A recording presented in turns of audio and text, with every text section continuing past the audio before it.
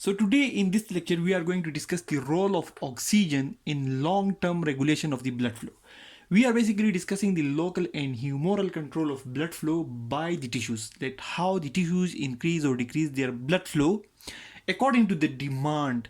So the tissues, when the demand of the tissues increase, the blood flow to the tissues increase, and when the demand of the blood flow, when the demand of the tissues for the increased blood flow, or the demand for the nutrients decrease, the blood flow to the tissues decrease. Now this increase or decrease of blood flow to the tissues could be acute or long term. Now we have discussed in detail the acute control of blood flow, and we have also discussed the factors which lead to the acute control of blood flow. Now today we are going to discuss the long term control. We discussed that within a tissue,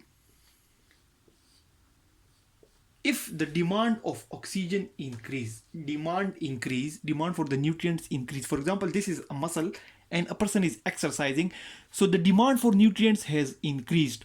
Now initially the acute control will come into action, and it will increase the supply of nutrients to the muscle acutely within seconds or minutes. And this acute control is mainly due to the dilation of previously present blood vessel. This is a vessel. With increase in demand, this vessel will dilate in size. It will increase in size. This much increase has occurred. So it has dilated, and the sphincters present here will relax and will allow increased blood to flow to the tissue, which is demanding more blood flow and which is demanding more nutrients. So this is something which is occurring acutely and is known as acute control, and which is something we have discussed again and again in detail. There are a lot of factors which play a role in increasing the blood flow to the tissue, and one of the main factor was oxygen. Lack of oxygen in the tissue leads to dilation of the blood vessel, and lack of oxygen also leads to relaxation of the smooth muscles in the wall of the vessels, which also leads to dilation of the vessels and increased blood flow to the tissue. Now the same oxygen, it has got a role in the long-term control of the blood flow regulation. In the long-term control, we discussed in the last lecture that in the long-term control we do not get the blood vessels dilation.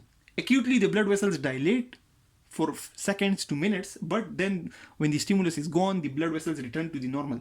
But if a tissue is having increased demand for a lot of time, for a long time, as if a person is exercising for a lot of time on daily basis, then the muscles will get hypertrophied. The size of the muscle will increase, their demand for the nutrients will increase.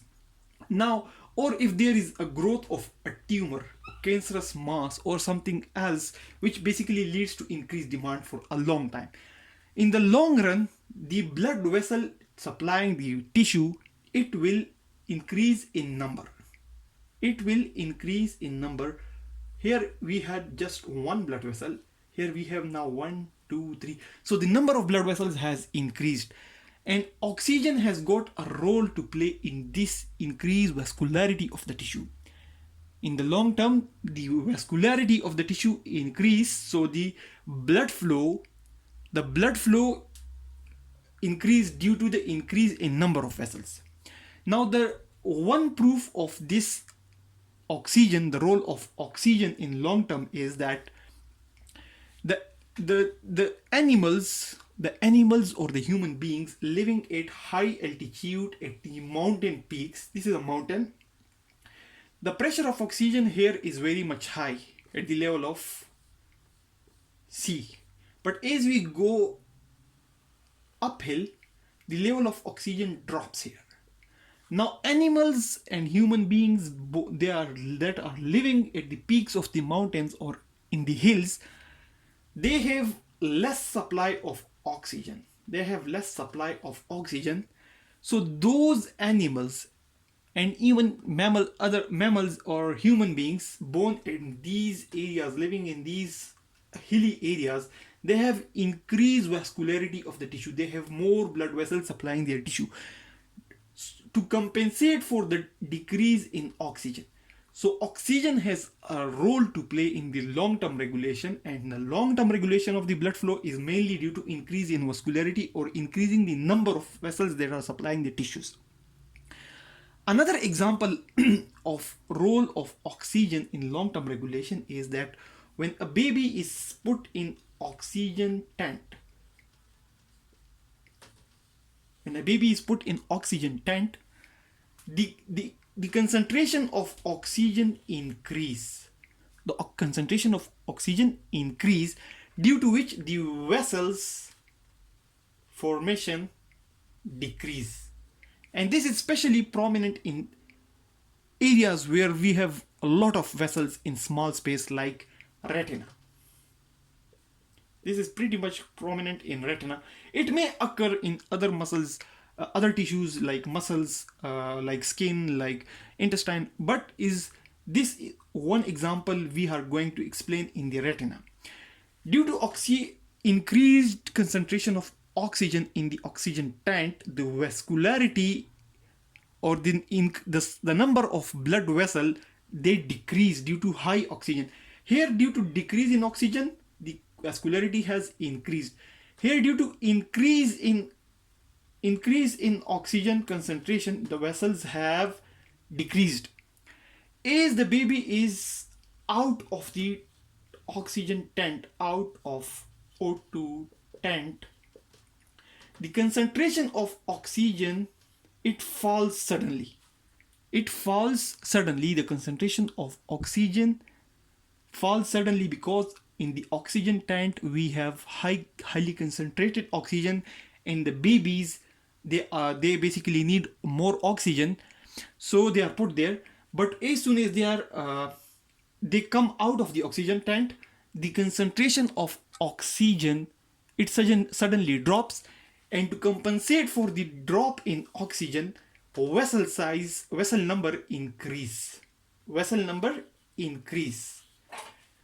The vessels in the retina may increase so much that they may come out of the retina into the vitreous humor. Like this is the retina, they may come out into the vitreous humor. They may increase so much in number, and this condition leads to blindness in the babies who are put in the high concentration oxygen tanks. And this condition is basically known as retrolental fibroplasia.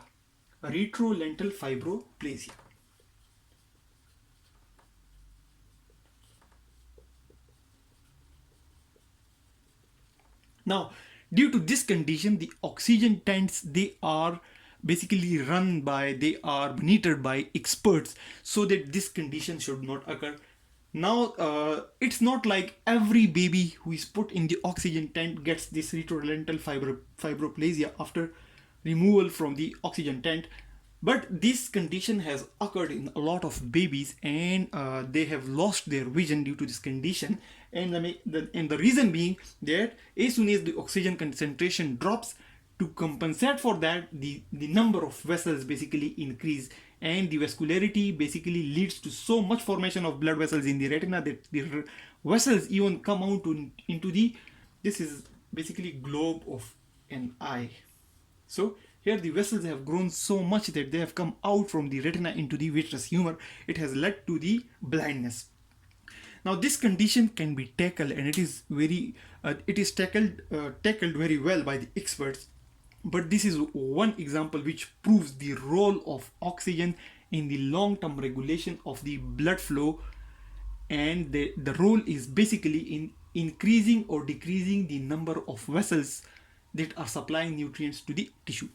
Thanks a lot for watching the video.